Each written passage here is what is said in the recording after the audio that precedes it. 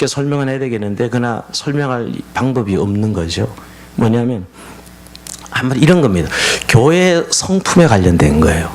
교회 성품. 존재 양식은 교회 성품. 우리가 이제 그런 의미에서 교회의 존재 양식을 이야기할 때 가장 확실한 설명은 교회는 그리스도의 몸입니다 하는 거예요. 우리가 교회를 세 가지 정의를 했잖아요. 교회는 하나님 백성입니다. 교회는 그리스도의 몸입니다. 교회는 성령님의 전입니다. 이렇게 이야기했는데 이 두 번째 성자 예수님의 관점에서 교회는 그리스도의 몸입니다. 이 그리스도의 몸에 이게 비유잖아요, 여러분. 근데 이 비유처럼 교회의 속성, 교회의 존재 양식을 잘 드러낸 것이 없어요. 그러니까 아까도 시작할 때 여러분 우리가 너무 제도적 교회, 현실적 교회에 익숙해서 교회의 어떤 생명성, 교회의 시작, 교회의 어떤 성품에 대해서는 별로 생각 안 하고 그냥 다니는 교회, 제도적인 교회. 그래서 우리는 거기에서 지금 더 성장하지 못하고 늘 거기서 머물러 있어요. 그러니까 늘 교회가 치고받고 싸우고 그래서 인간 냄새 나는 그런 거기에 다 에너지를 소진하고 있는 거예요. 왜? 이 내용을 모르고 있는 거예요. 가려져 있어요. 많은 교회들에 보면 가려져 있고 잠자고 있어요. 정말 이 교회론을 안다면 우린 그렇게 교회를 섬길 수가 없다는 거예요. 한마디로 이 교회 요즘 사회화 문제, 뭐 세습 문제 이런 이야기가 왜 나오냐고요. 사실은 이런 교회의 존재 양식 성품에 대해서 너무너무 무지한 거예요. 교회는 사회화 될 수도 없고 되지도 않고요. 말도 안 되는 이야기예요, 사실. 그럼에도 불구하고 오늘날 교회가 그렇게 가고 있는 것은 너무너무 제도적이고 조직적인 교회에 익숙했기 때문이죠. 물론 교회도 세상에 드러날 땐 제도 조직이 있어야 돼요. 부정하는 게 아니에요. 그러나 주님이 교회를 향한 그림을 그리시고 이 땅에 존재하게 할 때 교회는 어떤 교회가 되느냐. 결국 오늘 이런 그리스도의 몸으로서 교회는 존재하는 것이죠. 그래서 오늘 말씀이 특별히 그런 의미에서 교회의 신비한 면을 봐야 돼요. 교회의 영광성을 봐야 돼요. 사람들의 모임이잖아요. 그럼 종교적인 집단이라고 해서 표현하기를 아주 주저하지 않고 하는 사람들을 많이 보는데 여러분 교회는 정말 주님의 몸으로 신비한 연합을 이루고 있어요. 그리고 그 안에 엄청난 예수님의 은혜가 교회 안에 있어요. 교회를 다니면서 정말 이런 은혜를 보고 우리가 그 은혜를 구현해 가고 있느냐는 거예요. 맨 사람 관계, 맨 사람과 부딪히는 관계 이것밖에 보지 못하고 그리고 종교적으로 내가 뭔가 이 일을 이뤄내야지 하는 어떤 그런 종교적인 목적 이외에는 이 내용을 잘 보지 못하고 신앙생활을 할 수 있다는 것이죠. 여러분 결국 오늘 27절 한 점을 읽는데 오늘 12장 전체를 읽어야 되는데 시간상 한 점만 읽었습니다. 너희는 그리스도의 몸이요 지체의 각 부분이라 그랬는데 교회를 그리스도의 몸이라고 할 때 자, 비유를 이제 이해해줘. 머리는 예수님이고 우리 성도들은 각 지체예요. 그리고 그것을 몸을 이루고 있는 것이죠. 여러분 이것처럼 교회를 잘 설명한 건 없어요. 교회를 우리 몸에 비해서 우리의 머리 부분은 예수님이고 그 다음에 몸은 우리 각 성도들 지체다 이렇게 표현하고 있는 것이죠. 이렇게 한 몸을 이루고 있다는 의미에서 있다는 의미가 교회를 뭐라고 이야기하냐면 저는 유기체다. 교회는 여러분 유기체는 우리 몸을 유기체라 그래요. 우리 몸 같은 조직을 유기체라 그래요. 유기체를 사전에 찾아보면 여러분 이런 의미 유기물로 이루어진 생활 기능을 가지고 있는 조직체다 또는 다른 생명체다. 이걸 유기체라 그래요. 그러니까 가장 대표적인 우리 몸이에요. 유기체라 말할 때 우리 몸이 가장 대표적인 의미예요. 이 몸이야말로 유기체죠, 여러분이죠. 근데 여러분 유기체에서 가장 중요한 게 뭐냐면 생명이에요. 여러분 생명이 있으면 무기체가 되는 거죠. 근데 생명. 여러분 그리스도의 몸이라고 했을 때 교회를 왜 몸이라고 표현했을까? 그 중에 그 몸에 제일 중에 생명이거든요. 예수의 생명이 몸에 있는 거예요. 여러분 우리 몸이 이렇게 살아있어도 생명이 떠나면 아무 소용이 없죠, 여러분. 그러니까 예수의 생명이 우리에게 있다는 거예요. 그러니까 유기체는 계속 생성되고 성장하는 생명체가 유기체예요. 교회를 유기체라고 얘기할 때 이 생명이 예수 그리스도에게 접붙임 받은 생명이 교회는 있는 것이죠. 제가 접붙임이라는 말은 성경적 용어이기 때문에 쓰는 거예요. 우리가 사실 우리는 이미 죄 가운데 태어나서 이미 사망이죠. 어둠이었어요. 그런데 예수님의 생명에 접붙임 받아서 새로운 생명을 얻었어요. 이게 중생이에요.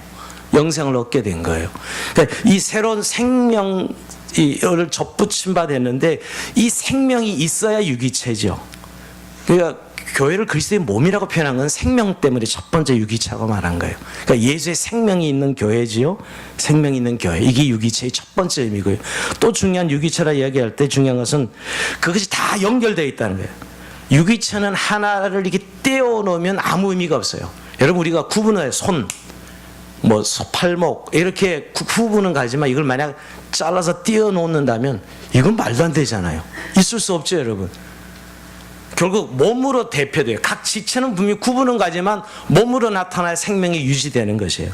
그러니까 결국 손발, 머리 모든 게 다 연결되어 있어요. 만약 이 몸에서 떨어지면 죽음이에요. 아무 의미도 없어요. 만약 팔이 떨어지면 완전히 장애인이, 물론 팔이 어서 살 수는 있긴 하지만 떨어지는 몸, 손, 이건 몸에서 이 손이 떨어져 나면 아무 소용이 없는 거죠. 유기체란 다 연결되어 있다는 의미예요. 두 가지, 교회를 유기체로 말할 때 생명, 그리고 또 하나는 서로 다 연결되어 있다는 것이에요. 그래서 그것을 우리의 몸으로 비유하고 있는 거예요. 교회의 존재 양식을 설명할 때 이것처럼 확실하게 설명한 것이 없다는 거예요. 교회 속성을 얘기할 때, 교회는 그리스도의 몸입니다라는 걸 때. 근데 여기서 한 가지 여러분 중요한 것은 머리 부분이 그리스도라는 사실에서 다시 한번 생각해 봐야 돼요. 그러니까 분명한데 오늘 에베소 2장 21절에 보면 그 만물을 그의 발 아래 복종하게 하시고 그를 만물의 교회 머리로 삼으셨느니라. 이 교회의 머리가 예수님이라는 거, 머리가 예수님이라는 부분이고 우린 그의 몸이다라고 표현하고 있어요. 자, 여러분 머리가 얼마나 중요한지는 설명 안 드렸죠. 뇌의 기능, 모든 몸의 통제는 뇌에서 이루어져요. 뇌에 이상이 생기면 그 사람은 정상적 생활을 할 수 없죠. 모든 통제의 기능은 뇌에서 일어나요. 뇌를 다치면 결국 모든 걸 잃어버립니다. 여러분 요즘 가장 무서운 병이, 죽음보다 더 무서운 건 치매죠. 뇌 이상이 오면 정상적 인간 삶이 불가능해요. 그죠? 뇌 수술 한번 이렇게 하고 정상적으로 뇌 수술을 해도 한번 뇌를 열었다 닫으면 그 사람 정서가 바뀐다 그래요. 얼마나 뇌가 신비한지요. 신묘막측하다, 인간의 뇌가. 근데 인간의 뇌에서 모든 기능을 지금 통제하고 있는 것이죠, 여러분. 근데 교회의 머리가 예수님이다라고 말씀하고 있다는 거예요. 교회의 머리가 예수님이시다. 여러분 그런 의미에서 교회가 그리스도의 몸이라고 이야기하고 그분은 우리의 머리라고 표현할 때 결국 유기적 이 생명의 머리로서 예수님을 말씀하는 거예요. 즉 교회는 예수님에 의해서 통치되고 다스려지고 운영되고 있다는 거예요. 여러분 교회를 연상하면서 머리 대신 예수님을 잃어버리면 더 이상 교회는 아니에요.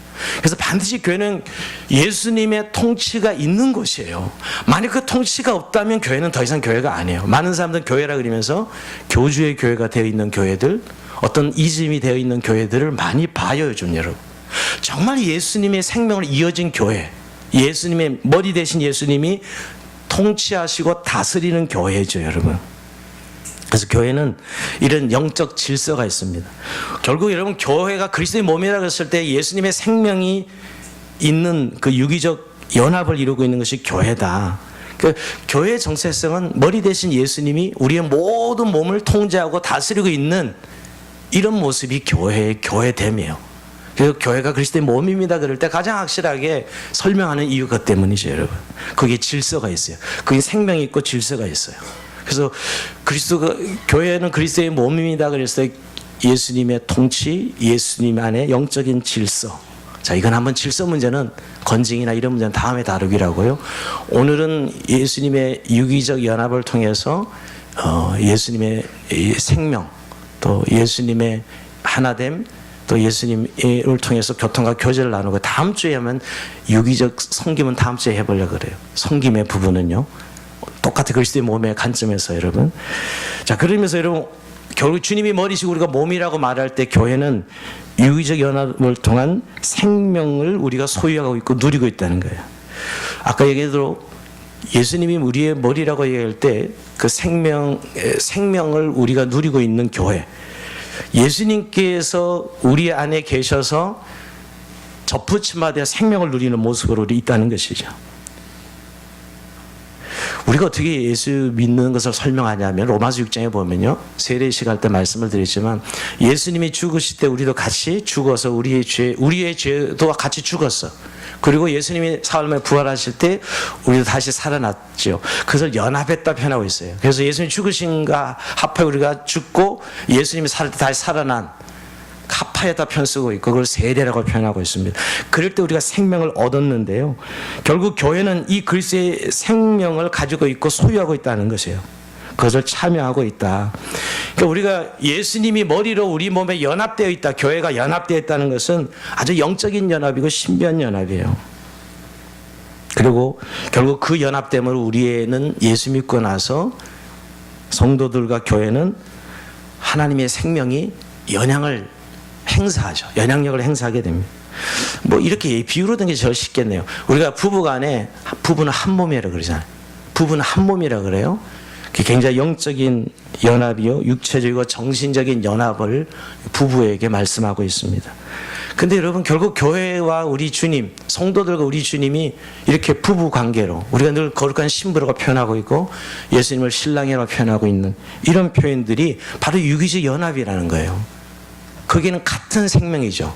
그 부부가 같은 생명을 누리고 같은 뗄래야 뗄 수 없는 공동체를 누리고 있다는 것이에요. 이런 의미에서 우리가 교회를 유기적 연합의 생명이다 이렇게 표현하는 것이죠. 예를 들면 이렇게 더 표현을 포도나무 가지를 예를 들어 볼까요? 포도나무와 가지 관계. 포도나무와 가지는 생명을 공유해요. 여러분 포도나무와 가지는 구별은 되지만 생명에 있어서는 가지의 생명과 나무의 생명이 나누어지지 않아요. 포도나무나 줄기나 가지나 다 생명이 있는 거죠. 생명으로 표현되는 거예요. 이런 연합을 말하는 거예요. 사실 분명히 구분되잖아요. 포도나무 줄기와 가지가 있지만 이 둘이 생명을 공유하고 있어요. 사실 이런 의미에서 우리 교회가 그리스도의 몸이고 주님이 우리의 머리라고 이야기했을 때 결국 끊임없이 성령께서 우리 안에 내주하셔서 이 그리스도의 은혜를 공급하시고 또 죄를 이기고 창조의 목적에 부합하도록 살아가게 만들어 가시는 것이죠. 예전에 우리가 예수님께 접붙임 받기 전에는 세상의 종로로, 사망과 죽음의 권살의 종로로 됐어요. 그런데 이제 그리스도의 생명에 접붙임 받아서 그분의 생명 안에 우리가 살아가게 된다는 거예요. 영의 눈을 뜨고 진리의 빛을 받아서 하나님의 아름다운 섭리를 발견하고 하나님을 사랑하는 삶을 사는 그런 삶으로 바뀌는 것이죠. 그래서 여러분 결국 이런 유기적 연합을 통해서 생명을 누리는 사람이 반드시 열매가 맺죠. 교회는 열매 안 맺히는 게 기적이에요. 주님과 함께 연합되어 있기 때문에 맺히는 게 정상이고요. 만약 안 맺혔다면 교회가 아닐 가능성이 많아요. 그게 종교적 집단일 가능성이 많다는 거예요. 뭐냐면 예수님이 나는 포도나무에 너희는 가지니 내가 저 안에 있으면 이 사람은 가시를 많이 맺나니 나를 떠나서 너희가 아무것도 할 수 없음이라 했거든요. 요한복음 15장 5절 말씀이에요. 여러분 이게 뭐냐면 결국 우리가 유기적 연합을 통해서 반드시 교회는 생명을 누리게 돼 있고 열매 맺게 돼 있는 거죠. 교회는 예수님의 몸이기 때문에 예수님 몸 안에 있다는 것은 반드시 그 생명을 누림으로 영양을 공급받고 잎사귀를 내밀고 꽃을 피우고 열매를 맺는다는 거예요. 그러니까 교회는 결국 예수님의 생명으로 반드시 열매 맺는 공동체예요. 분명한 것은. 그래서 여러분 성도들은 교회를 떠난 삶 불가능해요. 교회가 없는 그리스도인의 삶 있을 수 없어요. 믿을 때는 개인적으로 예수 믿었지만은 그 공동체에서 계속 우리는 그 생명의 연합을 통해서 열매를 맺어가는 것이죠. 자, 그러면서 오늘 굉장히 우리가 자연스럽게 알고는 있다고 생각하지만 교리로 생각하고 있지 실제 우리의 삶에 잘 생각하지 않고 신앙생활을 하고 있다는 것이에요. 정말 우리의 머리가 예수님이라면 우리는 정말 예수님과 연결되어 있는 데가 교회잖아요. 교회. 그분의 은혜를 계속 공급받아야 되고 계속 그분과 연결되어 있는 것. 근데 사실은 저도 개인적으로 그렇지만 교회가 어떨 때는 예수님과 연결되어 있는 것 같고 어쩔 때는 연결이 툭 끊어진 것 같아. 너무너무 힘들 때 말이에요. 여러분 이 교회 공동체를 말하는 거예요. 어쩔 땐 교회가 정말 은혜 아래 있을 때는 막 이 예수님의 은혜와 생명을 공급받아서 막 성장하고 이 승리하는 삶을 사는데 어떨 때는 툭 끊어져서 교회가 예수님과 아무 상관없는 듯한 그런 느낌을 받을 때가 있죠.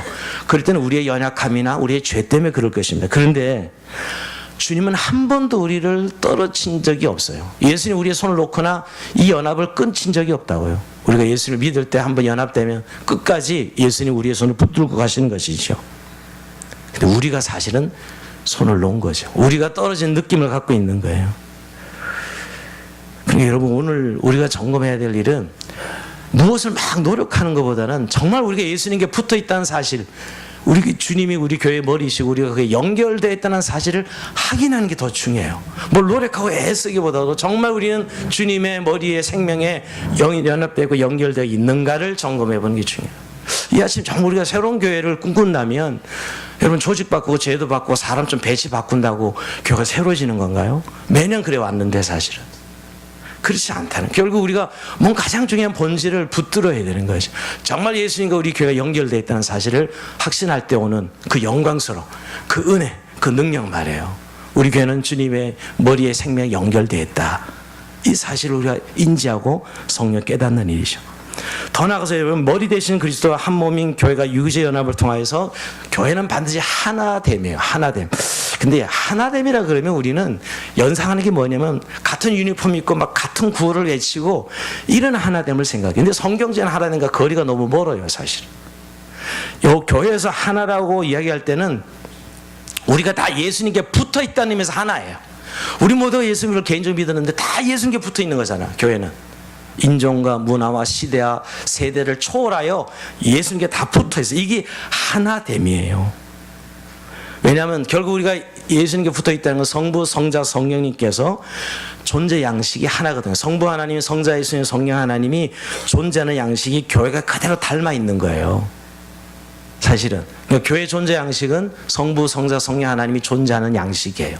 그래서 사실은 하나 되는 건 다 연결되어 있는 것이거든요. 그래서 교회는 하나다라고 말하는 것이죠. 예수님도 여러분 중보 기도할 때 이렇게 기도합니다. 요한복음 17장 21절에 보면 아버지요, 아버지께서 내 안에 내가 아버지 안에 있는 것 같이 그들도 다 하나가 되어 우리 안에 있게 하사, 이렇게 표현하고 있어요. 그러니까 하나가 숫자 개념 하나가 아니라는 거예요. 오히려 여러분, 숫자 개념 하나 때문에 굉장히 힘들게 하는 분들 많아요. 우리 교회가 하나라는 의미에서 어떤 이 통일성을 이야기하지만 이 하나 되면은 다양성도 있거든요. 근데 하나 숫자를 강조하는 사람이 다양성을 인정을 못해. 교회 와서는 무조건 같은 유니폼, 같은 구호를 외쳐야지 딴소리하고 딴 유니폼 입으면 막 욕하는 거죠. 근데 여러분, 그거 정말 위험해요. 교회는 통일성을 이야기하면 또 하나 다양성이 있어요. 오늘 본문에도 여러분, 몸은 하나인데 지체는 여럿이다 그랬어요. 사실 이 고린도서 12장에 이런 말씀을 바울이 하게 된 것은 고린도 교회는 정말 분열과 분쟁하는 교회였어요. 누구는 아볼로파, 누구는 게바파, 누구는 그리스도파, 누구는 바울파 하면서 계속 분쟁이 일어났잖아요. 그 분쟁을 사실은 해결하는 의미에서 이 교회론을 말씀하신 것이거든요. 그러니까 몸은 하나이지만 지체는 여럿이야. 다양하다는 것이죠. 다양하다는 거예요. 그러니까 여러분, 교회를 하나라고 얘기할 때 통일성과 다양성을 같이 이해할 때 진정한 하나가 나와요. 그러니까 하나다 그랬을 때 우리는 자꾸 하나의 개념이 무조건 통일돼야 돼. 이것 때문에 너무 성도들 힘들게 하고요. 실제 우리는 하나가 다 달라요. 색깔도 다르고 성격도 다르고 여러분 나타내는 모습도 다르고 너무너무 다르고, 교회가 100명이면 100개의 교회가 있는 거거든요, 여러분. 100개의 교회가 있는 거예요. 그 다른 교회를 인정하고 받아들여야 되는데 대부분 같지 않은 것 때문에 너무 힘들어하는 거죠. 그래서 그것 때문에 낙심하고 시험 들고 그런 분들 많아요. 그래서 교회 떠나 너무 실망을 해서 어째 그럴 수가 있어 이러면서 말이에요. 근데 여러분, 여기에 이 교회가 하나됨의 의미를 그리스도께 붙어 있다는 하나됨이거든요. 그래서 우리가 통일성과 다양성을 같이 생각해 봐야 돼요. 오늘 12장 전체 읽지는 않았지만 여러분, 결국 이런 거예요. 우리가 각 지체가 다 달라. 손, 발, 발 다 다르지만 결국 한 몸을 위해 존재해. 각 지체는 결국 한 몸을 이루고 있다는 거예요. 이걸 강조하는 것이죠. 이러면서 통일성이죠. 그러나 각 지체가 존귀하고 귀한 것이에요. 이걸 인정하지 않는데 어떻게 통일성이 나올 수 있겠어요? 사실 우리는 너무 익숙해. 우열, 뭐 어떤 건 더 중요하고 덜 중요하고, 더 아름답고 덜 아름답고, 이런 것을 더 능력 있고 덜 능력 있고, 이런 것 때문에 교회에서 부단히 에너지 소진하는 것 같아요. 사실은 덜 아프고 덜 연약하고 더 아름답고 덜 아름답고 이런 것들이 다 결국 각 지체로 공존하도록 만든 것이죠. 여러분, 우리가 교회에서 제일 많이 에너지 소진하는 게 열등의식, 교회 안에서 나는 이 정도밖에 안 되고 뭐 너는 이 정도, 우월의식, 이런 것들로 교회 많은 에너지가 소진돼요. 해교문이 전쟁을 교회마다 하고 있어요. 그리고 나 같은 사람이 교회 리더가 돼야지 이러면서 큰 교회는 해교문이 싸움을 하고 있어요. 그러니까 그런 결국은 그 각 지체의 소중함을 결국 이해하지 못하고 있는 거죠. 결국 몸을 드러내는 건데, 아무리 별로 덜 중요한 기간이라 하더라도 그 몸에 있어서는 없어서는 안 됩니다. 반드시 있어야 되는 것이죠. 저는 늘 우리 몸에서 제일 이 불공평한 대우를 받는 기간이 어느 기간일까? 발가락 같아요. 발. 생긴 것도 되게 못생겼고요. 발가락은. 대부분들. 이렇게 이쁘게 생긴 여성들도 발 보자 그러면 아주 실망합니다. 얼마나 못생겼는지. 뭉뚱거려가지고. 근데 발이 대부분 못생겼는데 맨날 신발 안에서 어둠의 골짜기에서 헤어나지 못해. 하루 종일 그냥 신발 안에서 햇빛도 못 보고 통풍도 안 되고 이런 곳에서 맨날 음침한 사막의 골짜기를 걸어다니는 게 발이에요. 발가락이요. 생기도 되게 못생겼고. 근데 여러분, 발이 없다고 생각을 해보세요. 가능해요, 여러분? 사실은 기능적으로 굉장히 불편한 대우를 받지만 발이 없는 몸이 가능하냐고요. 안 되죠. 되지도 않아요. 그래서 오늘 여러분, 제가 읽지는 않지만 성경에 교회는 약자를 돌보게 돼 있어요. 약한 기관들을 반드시 돌보게 돼 있어요. 왜? 그렇다고 그것이 없으면 교회는 더 이상 교회가 안 되거든요. 우리 몸에 야 잘라버려 이럴 수 없잖아요. 바로 교회가 한 몸을 이룬다는 의미에서 이 통일성과 다양성이 그래서 중요해요. 교회는 근본적으로 그래서 항상 약자를 향한 마음이 있어요. 이 교회는 예수님 구약에도 그렇고 예수님이 교회론을 이야기할 때도 그래요. 항상 약자를 향한 마음이 있어요. 그리고 그것이 돌보는 것이 교회의 굉장히 중요한 내용이에요. 그러니까 누구를 쓸데없다든지 덜 중요한다든지, 그래서 은사론 나면 다음 주 은사론 할 텐데 어떤 은사는 더 좋은 은사, 어떤 은사는 덜 중요한 은사, 이럴 수 없는 거죠. 그렇지만 너희들에게 좋은 길을 내가 열어보이겠다. 사랑을 이야기. 사랑이 무슨 은사예요? 은사도 아닌데도 바울이 이제 12장 끝날 때 더 좋은 길, 사랑의 은사를 사랑은 시작하잖아요. 13장에. 왜냐하면 이걸 모르니까 성도들을 약자를 돌봐서 한 공동체를 잘 이뤄가야 될 것에 대해서 생각을 못하는 것이죠. 자, 그러면서 이런 통일성은 반드시 다양성 있게 생각해야 되고요. 너무너무 교회가 통일성에 묶여서 시험 들고 또 그 하나됨이 되지도 않는데 자기가 생각한 하나됨 때문에 힘들어하는 분들이 있다는 것이죠.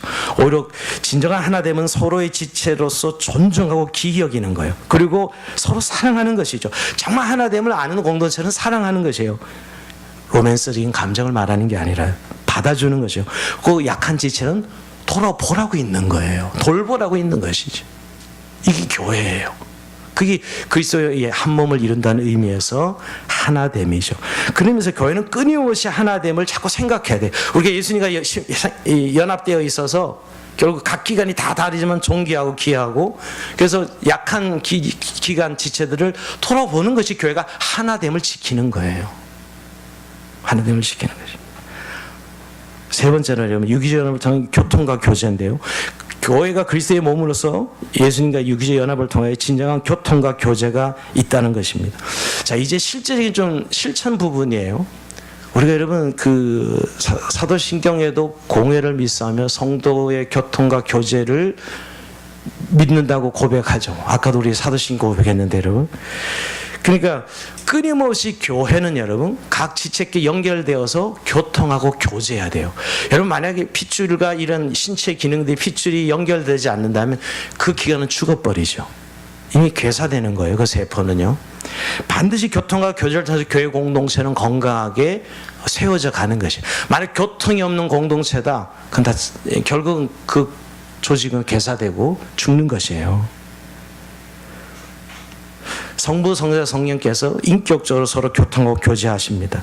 하나님의 존재 양식이죠. 그것처럼 교회도 반드시 성도들끼리 예수님과 연결되어 있는 교회는 교통하고 교제하게 되어 있어요. 우리가 이것을 영어로는 펠로우십, 우리가 켈러로 코이노니아라 그러죠. 코이노니아. 이것을 교통이라고 번역하고 옛날에는 교제, 뭐 교제나 교통이나 같은 말이긴 하는데요. 교통, 자동차 타는 교통이 아니고요. 소통하는 그 교통을 말하는 겁니다. 교제 뜻인데 우리 요새 친교, 사귐이라 번역하기도 해요. 근데 원래 이 헬라어 코이노이아가 어떤 의미로 쓰였냐면 결혼을 코이노이아라 그래요. 결혼을 코이노이아라 그러고요. 두 사람이 경제적 이득을 같이 할 때, 동업할 때 코이노이아라 그래요. 그러니까 한 동업자가 망하면 다 같이 망하는 거예요. 어떤 한 동업자가 망하는데 이 사람 안 망할 수 없는 거죠. 그때 같이 파트너 관계를 통해 일하는 사람을 코이노이라 그래요. 친밀 관계를 말하죠. 그러니까 반드시 교회는 이 교통하고 요즘 말로 소통하는 공동체라는 거예요. 만약 교회는 다니는데 소통이 없다. 사실은 뭐 교회는 출석은 하겠지만 사실은 교회의 됨의 의미를 잃어버린 사람이에요. 그래서 대천덕 신부는 그래요. 우리 교회를 한문을 쓸 때 가르칠 교자에 모일 해쳐 쓰잖아요. 교회. 그것을 이 교제할 교자로 바꿔야 된다. 교회라 쓰긴 쓰는데 한문을 이 교제할 교자로 바꿔야 된다. 이렇게 대천덕 신부가 이야기한 적이 있습니다. 맞습니다. 그게 더 맞아요. 우리가 유교적 영향을 받아서 교회를 가르칠 교자를 쓴 거죠. 성경적인 의미로 간다면 교제할 교자, 교회를 써야 되죠. 우리 교제, 그러니까 결국 우리 교회가 그리스도 안에서 결국 하나 되면 반드시 교통과 교제로 드러나게 되어 있어요. 그게 교회라는 것이죠. 나누게 되어 있다는 것이에요. 성도들이. 그래서 우리가 은사가 왜 이렇게 중요하냐면 자기가 가지고 있는 은사들을 결국 나누는 현장이 교회예요. 그죠?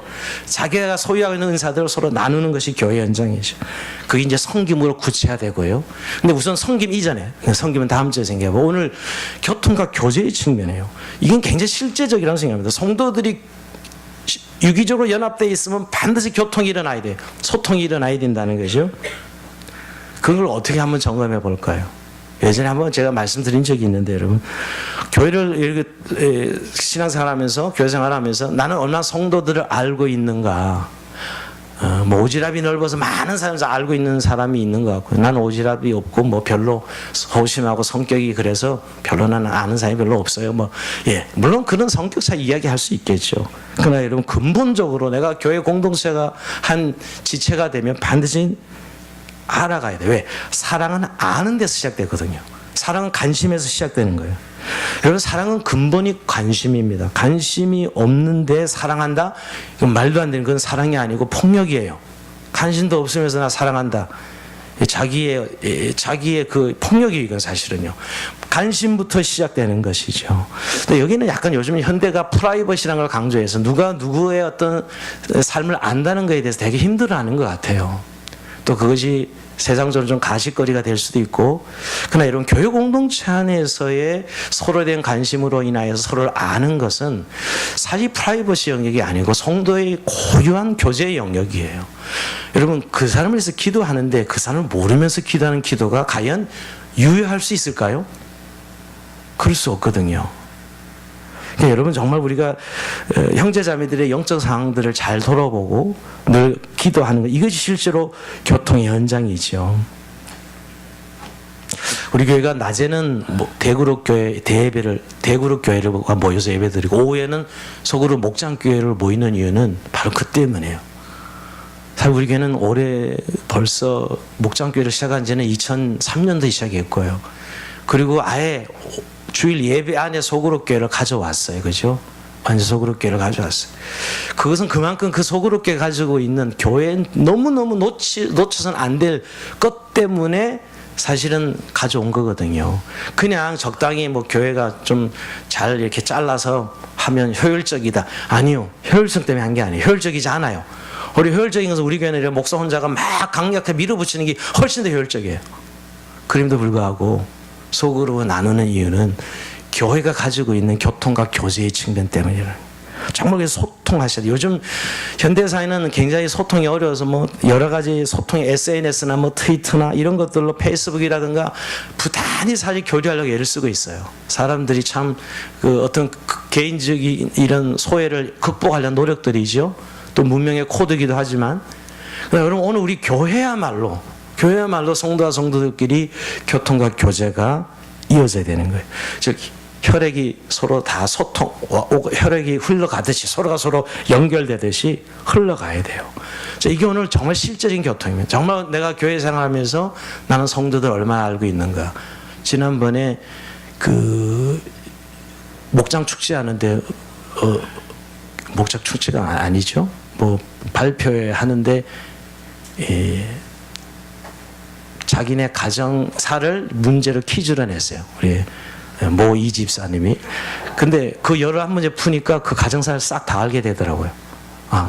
그 가정의 히스토리가 다 나오더라고요. 그 퀴즈에 말이에요. 여러분, 그리고 우리가 그 퀴즈를 들으면서 야, 한 가정에 이런 어려움이 있었고 좋은 일도 있었고 또 이런 아픔도 이거 다 알게 되는데 정말 여러분 우리 교회 한 적어도 몇 년 이상 다녔는데 저 우리 교회에 그런 여러분들이 서로 소통하면서 그 정도의 스토리 우리는 모르고 있다면 과연 우리는 같은 성도라고 말할 이유가 있는가 하는 생각이에요. 요즘 그러죠. 내게 관심 가져주지 말아주세요. 요즘 애들의 귀찮다는 거죠. 교회는 그럴 수 없어요. 주님의 몸이기 때문에. 두 번째, 여러분, 정말 나는 얼마나 성도들 위해 기도하고 있는가. 성도는 기도로서 소통하는 관계입니다. 성도들의 소통의 가장 중요한 주제는 아까 관심이라면 두 번째는 기도하는 거예요. 야고보서 5장 15절이 14절이 이렇게 표기죠. 너희 중에 병든 자가 있느냐? 그는 교회 장로를 청할 것이요 그들은 주의 이름으로 기름을 바라며 그를 위하여 기도할지니라. 믿음의 기도는 병든 자를 구원하리니 주께서 그를 일으키시리라. 혹시 죄를 범하였을지라도 사하심을 받으리라. 그러므로 너희는 죄를 서로 고백하며 병이 낫기를 서로 기도하라. 의인의 강군이 역사하는 힘이 큼이니라. 여러분, 교회 공동체 안에 기도가 얼마나 중요한 교통과 교제라는 것을 알아야 돼요. 기도는 내 어떤 원하는 걸 막 아뢰는 게 기도가 아니고 거기서 끝나는 기도일 수 없어요. 기도야말로 성도들의 소통 방식이에요. 우리가 늘 기도해야 되는 이유가 교회 안에 약한 자들과 영적으로 어려운 자들에서 늘 기도하게 되고 또 사실 우리가 교통하면 기도 제목을 얻게 돼요. 결국 교통한다는 말은요. 대화를 나누는 건 그분의 기도 영적 상황을 알게 돼서 기도 제목을 나한테 주는 거예요. 그럼 내가 기도할 때 이것을 생각하며 반드시 그 기도를 하게 되어 있죠. 여러분 여기서 두 번째 내가 정말 성도 안에 교회 교통이 있다면 누군가를 위해서 기도하는 거예요. 이게 교회의 가장 중요한 소통의 방식입니다. 여기까지 가고 있습니다. 이게 두 번째까지. 여러분의 일상 속에, 여러분 기도 생활 속에 지체들 향한 기도의 한 분량이 늘 있는가 하는 거예요. 이게 정말 기도의 교통이죠. 자, 세 번째 이제 실제적으로 정말 여러분 우리 목장 안에서 물론 하고 있지만 늘 차를 마시고 실제적으로 형제 자매가 함께하는 시간, 소통하는 시간이죠. 교제하고 음식을 같이 먹거나 차를 같이 마시거나 하는 거예요. 우리 교회는 소그룹 교회가 매주마다 있어서 이거 사실 하기 싫어도 하는 교회예요. 그죠? 어떤 분이 이거 되게 힘들어하기도 하시죠. 근데 여러분 단지 모여서 신변 작게나 나누고 한 주가 있었던 일이나 그냥 나누는 정도에서 머물 수 없어요. 정말 이거는 성도들이 하나됨에 대해서 확인하고 오늘 히브리서 10장 24절에 이런 말씀이에요. 서로 돌아보아 사랑과 선행을 격려하며 그랬어요. 교회는 끊임없이 성도들이 서로 사랑과 선행을 격려하는 관계예요. 그래야 그 예수의 생명과 사랑이 계속 확장되거든요. 확대되거든요, 여러분. 계속 그래야 돼요. 그러니까 이거는 우리의 선택사항이 아니고 감정 좋을 때만 하고 또 감정 어려울 때 안 하고 또 상황이 좋을 때는 하고 상황이 안 좋을 때 안 하고 이런 게 아니고 교회가 이런 초대교회 그 소수의 사람들이 로마를 무너뜨린 것은 여러분 교리도 아니고 제가 보기에는요 그런 어떤 현실적인 어떤 능력도 아니고 이들이 서로 모여서 사랑했다는 거예요. 이걸 이겨낼 어떤 세력도 없었어요. 서로 모여서 사랑하는 이걸 누구도 이겨내지 못했다고요. 교회가 능력이 없다고요? 아니요. 그건 말도 안 되는 소리예요. 교회가 인원이 적어서 능력이 없다고? 아니요. 그렇지 않아요. 정말 서로가 모여서 서로 사랑과 사랑을 격려하면서 서로 사랑할 때 엄청난 그리스도의 파워가 임하는 거죠. 그게 바로 로마가 무너진 이유입니다. 그들 앞에서. 그러면서 우리가 정말 실제적인 교제와 교통을 하는 시간. 그리고 여러분 마음의 관점이 네 번째 제가 한 거지 정말 우리가 서로 교통한다면 성도들이 어째 문제를 알게 되었을 때 내 마음이 쓰여지는지 아니면 귀찮아지는지 우리가 이제 눈치나 면목이라는 게 있어, 인간에게. 그래서 그것 때문에 어쩔 수 없이 좀 아는 척도 해야 되고 알아야 되는 상황이 있고요. 그냥 그 사람이 문제를 들으면 걔네 마음이 나도 아파오기 시작해. 그리고 언제 마음이 아파져? 자기 자녀가 아프면 자동으로 아파와요. 이거는 설명이 필요 없어. 왜 아프지? 자기 애가 아프면 부모는 그냥 자동 아프기 시작해요. 그죠? 근데 이게 가족이기 때문이거든. 연결돼 있어요. 성도는 예수의 생명으로 연결돼 있어서 어느 지체가 아프면 나도 아프기 시작해요. 이게 교회 공동체의 한 모습이죠, 여러분. 그래서 여러분, 교회는 그냥 위로가 되고 힘이 되는 거죠. 꼭 뭘 해서가 아닙니다. 교회 공동체는 위로가 되는 것은 그냥 연결됐기 때문에 내가 힘들지만 나를 혼자 힘든 게 아니라는 걸 알아. 그 옆에 있는 힘들도 알고 다 연결돼 있어. 그래서 그냥 위로가 되고 힘이 되는 거예요, 교회는. 예. 오늘 아침에 새가족 공부하는데 우리 교회 오셔서 뭐가 좋으시냐니까 힐링이 된대, 그냥. 와. 그런 경험은 힐링이 되신대. 그것도 그거예요. 제가 다시 한번 교회가 뭔지 알았어요. 아니, 모르진 않았지만 그분 얘기를 들으면 정말 교회는 그런 데인데. 그냥 그 안에 있기 때문에 자동 힐링이 되는 건데. 왜? 다 연결돼서 관심을 가질 수밖에 없잖아요, 그 사람이랑 해서. 연결돼 있다는 거예요. 또 한 가지 좀 실질적인 저는 그래요. 교회가 결국 생명력은 교회 모임에 얼마나 공동체 잘 참석하느냐에 달려있어요. 저는 실질적인 얘기 하자면, 여러분, 교회가 결국 사람들의 필요해서 모인 것이 아니거든요. 교회는 이미 하나님이 만든 모임이에요. 우리가 필요해서 만든 것이 아니고. 그래서 여러분, 마태복음 18장 20절에 두세 사람이 내 이름을 모인 곳에는 나도 그들 중에 있느니라. 이 편이 얼마나 강력한 교회의 모습이에요. 두세 사람이 내 이름을 모이면 나도 그들 중에 있다 하는 것이죠. 여러분, 결국 우리가 예수님과 함께하는 모임이 교회 모임인데, 교회 공적 모임은 말할 것도 없잖아요. 난예배 이거 말할 것도 없어요. 그죠? 그리고 소그룹 예배 말할 것도 없고, 또 부장단 모임이나 남성교회 모임이나, 여러분, 이런 모임들, 저는 그런 생각이, 교회에 만약 오늘도 그런 이야기 했는데 주일을 만약 뺏어간다면 기독교가 존재할 수 있을까? 전 불가능하다고 생각해요. 모임이 없어지는데 모임이 없는 기독교 생각할 수 있어요. 교회가 왜 이렇게 힘들어요? 모임의 우선순위가 지금 흔들리고 있기 때문에요. 교회들마다 지금 개인주의적인 성향들 때문에 모임들이 흔들려요. 우선순위가 교회 모임이 아니에요. 보면 시간이 남아야만 교회 모여. 물론 다 그렇다는 이야기 아닙니다. 우리의 지금 세상 흐름이 그렇다는 거예요. 그거는 좀 시간이 남아야 하는 일이고, 정말 중요한 일이 생기면 언제든지 익스큐즈가 되는 거죠. 공적 예배의 성격인데도 불구하고. 그래서 히브리서 10장 25절 이렇게 이야기합니다. 우리 한번 이거 같이 읽어볼까요? 시작. 모이기를 펴는 어떤 사람들의 습관과 같이 하지 말고 오직 그나여 그날이 가까움을 볼수록 더욱 그리하자.